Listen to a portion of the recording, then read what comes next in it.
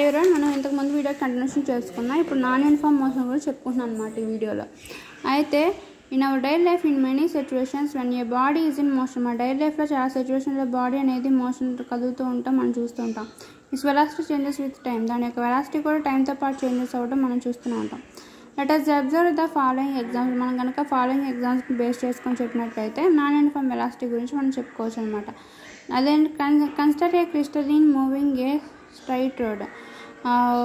Consider a cyclist moving on a straight road. The distance covered by him with respect to time is given in the following table. Draw the distance versus time graph from the values of given in the table 2.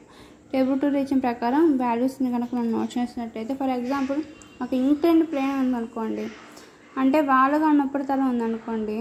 So ఒక బాడీని మనం ఇక్కడ పెట్టామనుకోండి, ball first స్లోగా travel అయినా వాలు ఎక్కువగా ఉన్న దగ్గర నుంచి బాల్ అనేది ఫాస్ట్గా ట్రావెల్ అవ్వడం మొదలు పెడుతుంది.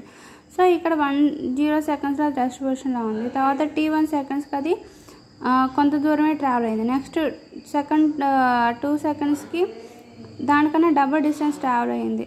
నెక్స్ట్ 3 సెకండ్స్కి దానికన్నా త్రిబుల్ డిస్టెన్స్ ట్రావెల్ అయింది. అంటే దాని యొక్క డిస్టెన్స్ ట్రావెల్ ఇక్కడ 1 మీటర్ ట్రావెల్ అయితే నెక్స్ట్ సెకండ్కి 2 మీటర్స్ ట్రావెల్ అయింది. నెక్స్ట్ సెకండ్కి 3 మీటర్స్ ట్రావెల్ అయింది. ఓకే, 3 or 4 మీటర్స్ ట్రావెల్ అయింది. అంటే ట్రావెలింగ్ డిస్టెన్స్ అనేది ఇంక్రీజ్డ్గా ఉంది. ఓకే, అంటే దాని ట్రావెలింగ్ డిస్టెన్స్ మధ్య ఉన్న గ్యాప్ అనే ట్రావెలింగ్ డిస్టెన్స్ అనేది అన్ఈవెన్గా ఉందన్నమాట. సో అలాంటప్పుడు అది యూనిఫామ్ మోషన్లో, అంటే ఒకే రకంగా ట్రావెల్ చేసిందా, చేయలేదు. ఒకే రకంగా ట్రావెల్ చేసిందని ఎలా చెప్తాం? ఇక్కడ 3 సెకండ్స్కి 1 మీటర్ డిస్టెన్స్ అయితే 2 సెకండ్స్ కూడా సేమ్ అంతే 1 మీటర్ డిస్టెన్స్ ట్రావెల్ అవ్వాలి. మళ్ళీ ఇక్కడ నుంచి ఇక్కడ కూడా 1 మీటర్ డిస్టెన్సే ట్రావెల్ అవ్వాలి. అప్పుడు అది బాడీ యూనిఫామ్గా మూవ్ అవుతుందని చెప్పి చెప్తాం. కానీ ఇక్కడ యూనిఫామ్గా లేకుండా డిఫరెంట్ డిస్టెన్స్తో బాడీ అనేది ట్రావెల్ అయింది సర్టెన్ టైంలో. సో ఆ బాడీ అనేది ఈవెన్గా ట్రావెల్ అవ్వలేదు, అన్బ్యాలెన్స్డ్గా ఒకసారి ఒక రకంగా ఇంకోసారి ఇంకో రకంగా ట్రావెల్ అయింది. ఫర్ ఎగ్జాంపుల్, ఇంకా బైక్ 50 మీటర్స్ పర్ అవర్ డిస్టెన్స్తో ట్రావెల్ అవుతుంది అనుకోండి. ఒక అవర్కి 50 మీటర్స్ ట్రావెల్ అయింది అనుకోండి. అదే రెడ్ లైట్ దగ్గర అది రెస్ట్ పొజిషన్లో ఉంటుంది, 0 రెస్ట్ పొజిషన్లో ఉంటుంది. అలానే రెడ్ లైట్ ఆపిన తర్వాత మళ్ళీ గ్రీన్ లైట్ వెళ్ళిన తర్వాత సిగ్నల్స్ వచ్చిన తర్వాత మళ్ళీ అది ట్రావెల్ అవుతుంది 30 మీటర్స్ డిస్టెన్స్తో ట్రావెల్ అవుతుంది అనుకోండి. అప్పుడు దాని మధ్య యూనిఫామ్గా ఉందా ట్రావెలింగ్ డిస్టెన్స్ అనేది 50 to 30, 50 మీటర్స్తో ట్రావెల్ అయ్యేది 30 మీటర్స్లో ట్రావెల్ అయింది 1 అవర్లో. సో దాని మధ్య డిస్టెన్స్ ట్రావెల్ విత్ బాడీ అనేది అన్బ్యాలెన్స్డ్గా ఉంది. సో అలా ట్రావెల్ అవుతున్న బాడీని అన్యూనిఫామ్ మోషన్లో ఉందని చెప్పి చెప్తూ ఉంటాం. ఓకే, ఫర్ ఎగ్జాంపుల్ ఇక్కడ ఈ రోలింగ్ బాల్ అనేది ఇంక్లైన్డ్ ప్లేన్లో 0 సెకండ్స్లో రెస్ట్ పొజిషన్లో ఉంది, అంటే 0 మీటర్స్లో ఉంది. 1 సెకండ్కి 1 మీటర్ ట్రావెల్ అయింది. నెక్స్ట్ 2 సెకండ్స్కి 4 మీటర్స్ డిస్టెన్స్ ట్రావెల్ అయింది. నెక్స్ట్ 3 సెకండ్స్కి 9 మీటర్ డిస్టెన్స్ ట్రావెల్ అయింది. అలానే 4 సెకండ్కి 16 మీటర్స్ డిస్టెన్స్ ట్రావెల్ అయింది. వీటి మధ్య యూనిఫామ్ వెలాసిటీ అంతా దీనికి మధ్య డిఫరెన్స్ 3 సెకండ్స్. 4కి 9కి మధ్య డిఫరెన్స్ 5 సెకండ్స్. ఓకేనా, 4కి 5కి 5 సెకండ్ డిస్టెన్స్ ఉంది. 4కి 9కి 5 సెకండ్స్ డిఫరెన్స్ ఉంది. 4 మీటర్స్కి 1 మీటర్కి 3 మీటర్స్ డిఫరెన్స్ ఉంది. అలానే 9 మీటర్స్కి 16 మీటర్స్కి ఎంత డిఫరెన్స్ ఉంది? 7 మీటర్స్ డిఫరెన్స్ ఉంది. ఈ డిఫరెన్స్ అనేది 3, 5, 7 ఇలాంటివన్నీ ఇవి అన్ఈవెన్గా ట్రావెల్ అయిందన్నమాట ఈ బాడీ అనేది. సో ఇలాంటప్పుడు ఆ బాడీ అనేది నాన్ యూనిఫామ్ మోషన్లో ఉంది. What is the shape of the graph? Ununiform motion ఉన్నప్పుడు గ్రాఫ్ యొక్క షేప్ అనేది ఏ విధంగా వస్తుంది? ఆ గ్రాఫ్ తీసుకుందాం. ఇది డిస్టెన్స్ తీసుకుంటే ఎస్ అనుకుంటే, ఇక్కడ టైం టీ తీసుకుందాం. ఓకే, ఫస్ట్ 1 సెకండ్ 2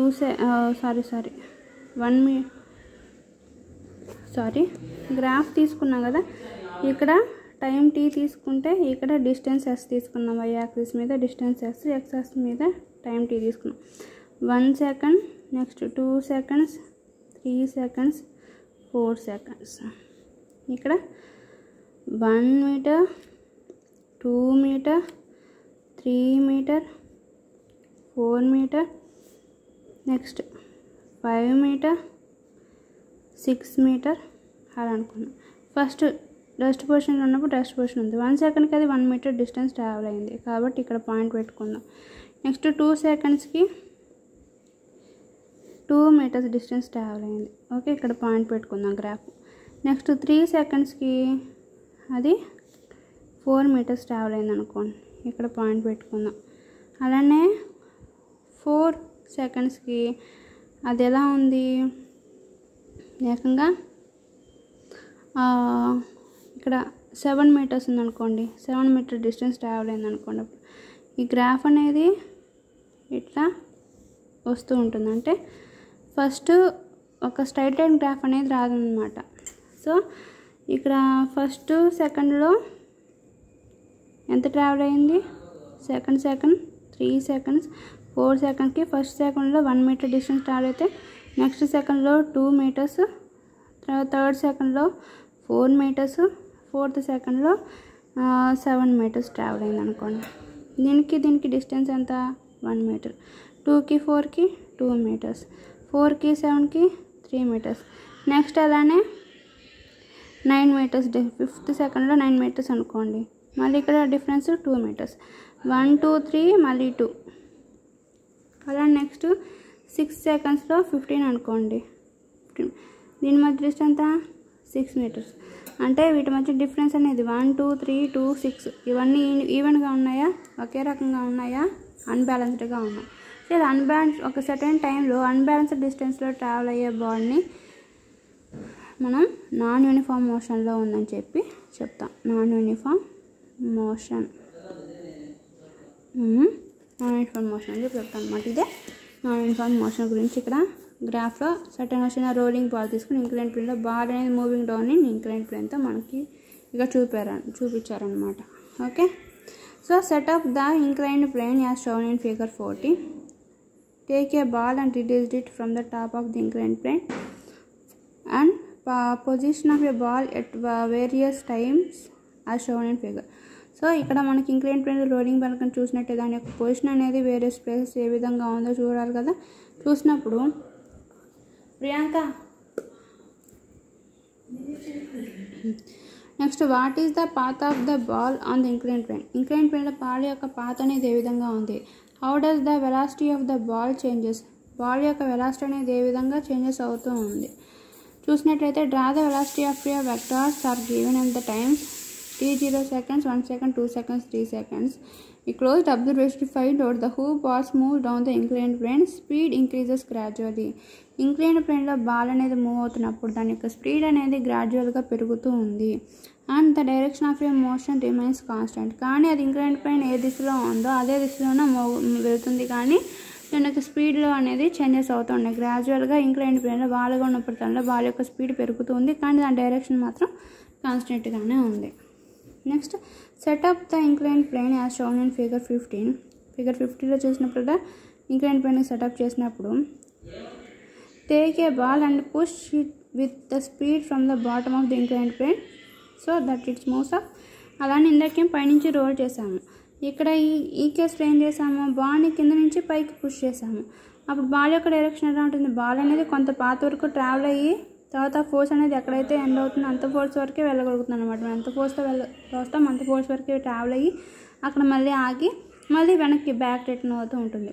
సో అంతే కదా, ఏదైనా వస్తువు పైనుంచి కిందకి జారుతుంది కానీ కింద నుంచి పైకి పాకలేదు కదా. ఓకే, అలానే what is the path of the ball. ఇక్కడ పాత్ ఆఫ్ ద బాల్ ఎలా ఉంటుంది, ఈ కేసులో కింద నుంచి పైకి అప్వర్డ్ డైరెక్షన్లో ట్రావెల్ అవుతుంది. What happens to what is the path of the ball. ఈ కేసులో బాల్ అనేది అప్వర్డ్ డైరెక్షన్కి ట్రావెల్ అవుతూ ఉంటుంది. What happens to is speed. వాటి యొక్క స్పీడ్కి ఏమవుతుంది, అప్వర్డ్ డైరెక్షన్లో ట్రావెల్ అయ్యే బాడీకి కొంత స్పీడ్ వరకు ట్రావెల్ అయ్యి అక్కడ రెస్ట్ తీసుకొని మళ్ళీ టర్న్స్ టు బ్యాక్, ఇది మళ్ళీ బ్యాక్ పొజిషన్కి వస్తుంటుంది అనమాట. Okay, draw the velocity vector at the time 1 2 3 seconds in this way. So దీనికి వెలాసిటీ వెక్టర్ రాయండి అని చెప్తున్నారనమాట. సో ఓకే, మనం ఇప్పుడు చిన్న డయాగ్రామ్ తీసుకుందాం. ఇంక్లైన్డ్ ప్లేన్లో బాల్ అనేది ఈ కేసులో అప్వర్డ్ డైరెక్షన్లో ట్రావెల్ అవుతూ ఉంది. అప్వర్డ్ డైరెక్షన్లో ట్రావెల్ అవుతున్నప్పుడు ఇక్కడ వరకు ట్రావెల్ అయ్యి మళ్ళీ ఆగి రెస్ట్ పొజిషన్ తీసుకొని మళ్ళీ టర్న్స్ టు బ్యాక్, మళ్ళీ టర్న్స్ టు బ్యాక్, మళ్ళీ బ్యాక్కి రీచ్ అవుతుంది అనమాట బాల్ అనేది, సేమ్ బాల్. సో 1 సెకండ్, ఇక్కడ 2 సెకండ్స్ అనుకోండి, ఇక్కడ 3 సెకండ్స్. 3 సెకండ్ దగ్గర ఎలా ఉంది, రెస్ట్ పొజిషన్లో ఉంది. మళ్ళీ అలానే 4 సెకండ్స్, 5 సెకండ్స్, ఇక్కడ 6 సెకండ్స్. ఇలా మళ్ళీ బ్యాక్వర్డ్ టైం రీచ్ అయిందనమాట. ఓకే, సో 1 సెకండ్ అప్పుడు బాల్ అనేది 1 మీటర్ డిస్టెన్స్ ట్రావెల్ అయింది. 2 సెకండ్స్ అప్పుడు ఇంకొంచెం ఫస్ట్ 3 మీటర్స్ ట్రావెల్ అయింది అనుకోండి. ఫస్ట్ ఫోర్స్ ఎక్కువ ఉంటుంది కదా, తర్వాత పైకి వెళ్తుంది కదా, దాని యొక్క బలం అనేది తగ్గుతూ ఉంటుంది. 2 మీటర్సే ట్రావెల్ అయింది నెక్స్ట్ 2 సెకండ్స్లో. 3 సెకండ్స్లో ఇంకా కొంచెం బాగా పైకి వెళ్ళేసరికి దానికి స్పీడ్ తగ్గిపోతుంది కదా, జస్ట్ 1 మీటరే ట్రావెల్ అయింది. తర్వాత అది 4 సెకండ్స్లో రెస్ట్ పొజిషన్లో ఉంది. తర్వాత నెక్స్ట్ 5 సెకండ్స్లో అది కొంచెం మళ్ళీ బ్యాక్ వచ్చినప్పుడు ఇంకా ఫోర్స్తో ట్రావెల్ అవుతుంది, ఇంకా 2 మీటర్స్లో ట్రావెల్ అయింది. అలానే 6 సెకండ్స్కి వచ్చినప్పుడు ఇంకొంచెం స్పీడ్తో 4 మీటర్స్ ట్రావెల్ అయింది. నెక్స్ట్ 7 సెకండ్స్లో అది అని వచ్చింది, మొత్తం గ్రౌండ్ ఫ్లోర్కి అది ఉన్న యాక్చువల్ పొజిషన్కి వచ్చేసింది అనమాట. సో దీన్ని బట్టి మనం గ్రాఫ్ గీసినట్లయితే ఇది కూడా time 1 second, 2 seconds, 3 seconds, 4 seconds, 5 seconds, 6 seconds time తీసుకున్నా. అలానే 1 meter, 2 meter, 3 meter, 4 meter distance తీసుకున్నాం. సో ఫస్ట్ 1 సెకండ్లో అది 3 మీటర్స్ ట్రావెల్ అయింది. ఓకే, నెక్స్ట్ 2 సెకండ్స్లో 2 మీటర్స్. So 2 metres. నెక్స్ట్ 3 సెకండ్స్లో అది 1 మీటర్ ట్రావెల్ అయింది. 4 మీటర్స్లో అది రెస్ట్ పొజిషన్లో ఉంది. నెక్స్ట్ 5 పొజిషన్లో అది 2 మీటర్స్ ట్రావెల్ అయింది. నెక్స్ట్ 6 సెకండ్స్లో అది 4 మీటర్స్ ట్రావెల్ అయింది అనమాట. సో దాని యొక్క గ్రాఫ్ అనేది ఈ విధంగా అప్ అండ్ డౌన్స్లో వచ్చింది. ఓకే, సో ఇలా జరుగుతూ ఉన్నప్పుడు ఆ బాడీ అనేది నాన్ యూనిఫామ్ మోషన్ అని చెప్తూ ఉంటాను అనమాట. ఆ గ్రాఫ్ అనేది స్ట్రైట్ లైన్ అనేది రాదు. So in the above 2 situation the activity 5 we observe that the speed changes but direction of a motion remains constant. ఈ విధంగా ట్రావెల్ అవుతున్న బాడీలో స్పీడ్ అనేది చేంజ్ అవుతూ ఉన్నా బాడీ యొక్క మోషన్ ఏంటి అనేది, దాని యొక్క మూవింగ్ డైరెక్షన్ అనేది కాన్స్టెంట్గా ఉంటుంది అనమాట. ఓకే, ఇందాక యూనిఫామ్ మోషన్లో ఏంటి, ఓకే, సో ఈ కేసులో యూనిఫామ్ మోషన్లో, నాన్ యూనిఫామ్ మోషన్లో బాడీ యొక్క స్పీడ్ అనేది చేంజెస్ అవుతున్నా దాని యొక్క మూవింగ్ డైరెక్షన్ అనేది కాన్స్టెంట్గా ఉంటుంది అనమాట. నెక్స్ట్ వీడియోలో మనం activity 7 observing the uniform circular motion గురించి చెప్పుకుందాం. Okay, thanks for watching video.